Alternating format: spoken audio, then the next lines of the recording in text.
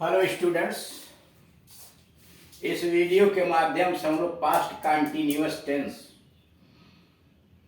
के पैसिव वाक्यों का ट्रांसलेशन अंग्रेजी में कैसे करते हैं, उनके क्या नियम हैं, इसके विषय में जानकारी प्राप्त करें।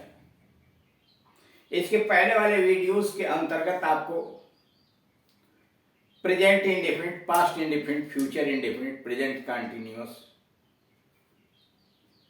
ये चार टेंसेस के पैसिव वॉइस के वाक्यों का ट्रांसलेशन कैसे बनाया जाता है उसके विषय में जानकारी दी गई। यहां पर पास्ट कंटिन्यूअस टेंस का दिया। आप जानते हैं एक्टिव वॉइस में पास्ट कंटिन्यूअस टेंस में वाज और वर सहायक क्रिया लगी होती है और मुख्य क्रिया में आईएनजी लगा होता है। जैसे वह पत्र लिख रहा था, he was writing a letter. और जब पैसिव वॉइस से बनाया जाता है तो कहा जाता है एक पत्र उसके द्वारा लिखा जा रहा था या उसके द्वारा एक पत्र लिखा जा रहा था। पैसिव वॉइस से ट्रांसलेशन बनाएंगे तब हो जाएगा a letter was being written by him. यानी इस टेंस के अंतर्गत वाज वर पहले से दिया रहता है, आप बीइंग जोड़ के वाज बीइंग, वर बीइंग का प्रयोग कर देते।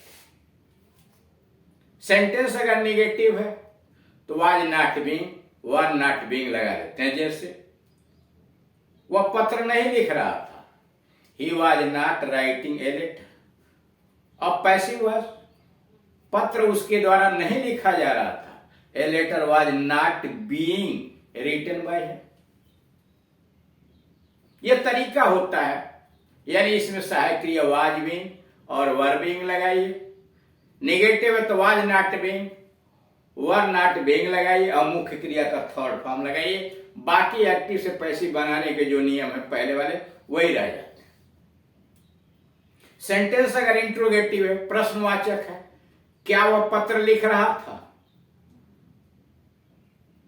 Was he writing a letter. अब पैसिव वॉइस बनाएंगे तो हो जाएगा was a letter being written by him. Translate कर देंगे तो was a letter written by him.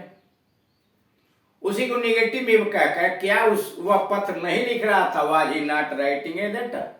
और पैसिव में क्या उसके द्वारा पत्र नहीं लिखा जा रहा था, was a letter not being written by him. प्रश्न अगर क्वेश्चन वर्ड से शुरू है, कौन पत्र लिख रहा था, was writing a letter.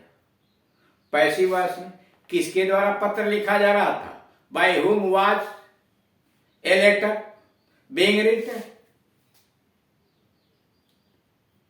Sentence अगर निगेटिव है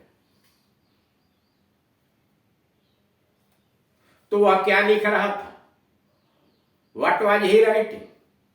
या वह क्या नहीं लिख रहा था, what was he not writing. उसके द्वारा क्या नहीं लिखा जा रहा था, passive voice, what was not being written by him. ये तरीके होते हैं आपके पास्ट कंटिन्यूअस टेंस के एक्टिव और पैसिव में बनाने का तरीका। वैसे ही ट्रांसलेशन में देख लीजिए। एक्टिव में मैं एक पत्र लिख रहा था, I was writing a letter. ये एक्टिव वॉइस में काम करने वाला पहले आया, तब सहायक क्रिया, तब मुख्य क्रिया, ऑब्जेक्ट पीछे आया, इसको कहेंगे एक्टिव वॉइस में। जब वक्ता या लिखने वाला काम करने वाले को अधिक महत्व प्रदान करता है, उस पर जोर डालता है, वह क्रिया एक्टिव वॉइस की क्रिया कहलाती है। क्रिया का वह रूप जो वास्तविक कर्ता को अधिक महत्व प्रदान करती है वह एक्टिव वॉइस की क्रिया होती है। और क्रिया का ऐसा रूप जो सब्जेक्ट के बजाय ऑब्जेक्ट को अधिक महत्व प्रदान करती है वो पैसिव वॉइस की क्रिया होती है। जैसे मेरे द्वारा एक पत्र लिखा जा रहा था, इस वाक्य में यह दर्शाया जा रहा है कि पत्र ज्यादा इंपॉर्टेंट है अपेक्षाकृत लिखने के। तो ए लेटर, इसी को सब्जेक्ट बना दिया गया, पहले उसी का नाम लिया गया। ए लेटर एक पत्र, वाज बीइंग रिटन बाय मी, मेरे द्वारा एक पत्र लिखा जा रहा था। वह किताबें खरीद रही थी। She was buying books, she was buying books. Passive में किताबें उसके द्वारा खरीदी जा रही थी। Books were being bought by her, books were being bought by हर। तीसरा एक्टिव में वो पाठ याद नहीं कर रहा था, he was not learning the lesson, he was not learning the lesson. Passive voice में पाठ उसके द्वारा याद नहीं किया जा रहा था। The lesson was not being learned by him. The lesson was not being learned by him. क्या वह नौकर को पीट रहा था? Was he beating the servant? Was he beating the servant. और पैसिव वॉइस में क्या नौकर उसके द्वारा पीटा जा रहा था? Was the servant being beaten by him? Was the servant being beaten by him? शोर कौन मचा रहा था? Who was making a noise? शोर कौन मचा रहा था? Who was making a noise? Passive voice में शोर किसके द्वारा मचाया जा रहा था? By whom was a noise being made? शोर किसके द्वारा मचाया जा रहा था? By whom was a noise being made? Number 7, German पढ़ाई जा रही थी। पैसिव वॉइस में German was being taught. German was being taught. Biscuit खाए जा रहे थे। Biscuits were being eaten. Biscuits were being eaten. कुछ बच्चों को इनाम दिए जा रहे थे। सब children were not being given rewards. Negative में कुछ बच्चों को इनाम नहीं दिए जा रहे थे। Some children were not being given rewards. कुछ बच्चों को इनाम नहीं दिए जा रहे थे। वही वाक्य दूसरी तरह से यहाँ है। Rewards were not being. Rewards were not being given to some children. Rewards were not being given to some children. कुछ बच्चों को इनाम नहीं दिए जा रहे थे। यहाँ यह आप देख रहे हैं कि चूंकि ऑब्जेक्ट दो है, दो तरह का ऑब्जेक्ट है, इसलिए पैसिव वॉइस भी दो प्रकार से यहाँ बन गई है। दो प्रकार से इसलिए बन गई है कि एक बार ऑब्जेक्ट आप आगे ले गए हैं सम चिल्ड्रन, यानी सम चिल्ड्रन को ले जाकर बनाए, और दूसरी बार ऑब्जेक्ट किसको ले गए हैं? आप रिवार्ड्स को ले गए हैं, जिसमें दो ऑब्जेक्ट होगा। पैसिव वॉइस भी दो तरह से बन जाएगा। मेरे घर की सफेदी नहीं हो रही थी। My house was not being white washed. मेरे घर की सफेदी नहीं हो रही थी। My house was not being white washed. क्या हमें नहीं हराया जा रहा था? Were we not being defeated. क्या हमें नहीं हराया जा रहा था? Were we not being defeated. क्या मंत्री द्वारा सभी प्रश्नों के उत्तर दिए जा रहे थे? Were all the questions being answered by the minister. क्या मंत्री द्वारा सभी प्रश्नों के उत्तर दिए जा रहे थे? Were all the questions being answered by the minister. उसे किसके द्वारा गाली दी जा रही थी? By whom was he being abused? By whom was he being abused? विद्यार्थी द्वारा उपन्यास क्यों पढ़ा जा रहा था? Why was a novel being read by the student? Why was a novel being read by the student? यानी विद्यार्थी के द्वारा उपन्यास क्यों पढ़ा जा रहा था? अब आइए रूल्स पर कि बनाते कैसे हैं।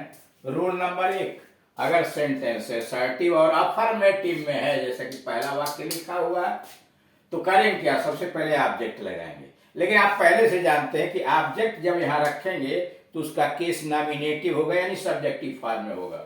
वाज व नियमानुसार आप सहायक क्रिया लगाएंगे, यानी was being were being. Singular number third person he see it और आई के साथ वाज बीइंग, और यू वी दे इत्यादि बहुवचन के साथ वर बीइंग का प्रयोग करेंगे।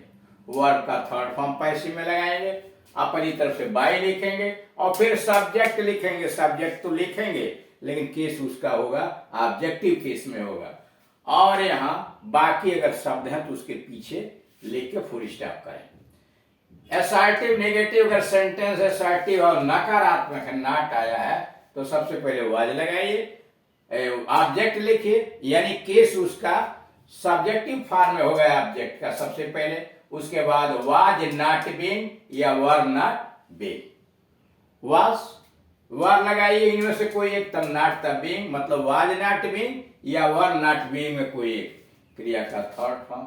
फिर बाई लगाइए, सब्जेक्ट ऑब्जेक्टिव केस में लिखिए और अदर वर्ड्स दूसरे शब्द आए हैं तो उनकी अंग्रेजी लिखिए। नंबर 3 इंट्रोगेटिव सेंटेंस है और अफर्मेटिव है। बिगिनिंग विथ क्या, अगर प्रश्न सूचक वाक्य इंट्रोगेटिव और अफर्मेटिव है स्वीकारात्मक है, क्या से शुरू है तो कैसे, was oblique were plus object, was oblique were plus object plus being. सबसे पहले सहायक क्रिया, तब ऑब्जेक्ट लगाइए, तब बीइंग लगाइए, plus verb third form, by subject और तब अदर वर्ड्स। सेंटेंस अगर इंट्रोगेटिव है और नेगेटिव सेंटेंस है और क्या से शुरू है तो वाज वर लगाइए, फिर ऑब्जेक्ट लगाइए, उसके बाद नॉट और फिर being plus verb third form, by लगा के सब्जेक्ट लिखिए यानी ऑब्जेक्टिव केस में, और फिर दूसरे शब्द अदर वर्ड्स की अंग्रेजी लिखिए। Interrogative affirmative with interrogative word, ऐसा कोई वाक्य दिया गया है जो प्रश्नवाचक है और उस प्रश्नवाचक को बनाया गया प्रश्न सूचक शब्द के माध्यम से, यानी उसमें प्रश्न सूचक शब्द आया है लेकिन अफर्मेटिव में है, तो सबसे पहले इंट्रोगेटिव वर्ड रखिए प्रश्न सूचक शब्द, फिर वाज और वेयर में कोई, फिर ऑब्जेक्ट लगाइए और तब उसके बाद बीइंग क्रिया का थर्ड फॉर्म, बाई लगा के सब्जेक्ट, अदर वर्ड्स, लास्ट में क्वेश्चन मार्क। और लास्ट है interrogative negative with question word. अगर ऐसा कोई प्रश्नवाचक वाक्य आया है जिसमें प्रश्न सूचक शब्द आया है और नेगेटिव भी है तो उसका फार्मूला है पहले इंट्रोगेटिव वर्ड रखिए प्रश्न सूचक शब्द, फिर वाज वर और प्लस ऑब्जेक्ट, ऑब्जेक्ट के बाद नॉट बीइंग, नेगेटिव है ना तो not being, plus verb third form, by लगा के सब्जेक्ट लिखिए, अदर वर्ड्स लिखिए और तब आप इसमें सक्षम हो जाएंगे। जैसे जैसे आप अभ्यास करेंगे, वीडियोस को देखेंगे, वैसे वैसे आप इसमें दक्ष होते चले जाएंगे, कुशल होते चले जाएंगे। फिर भी अगर आपको कोई समस्या खड़ी होती है तो आप दिए गए नंबर पर कॉल करके अपनी समस्या का समाधान करा सकते हैं।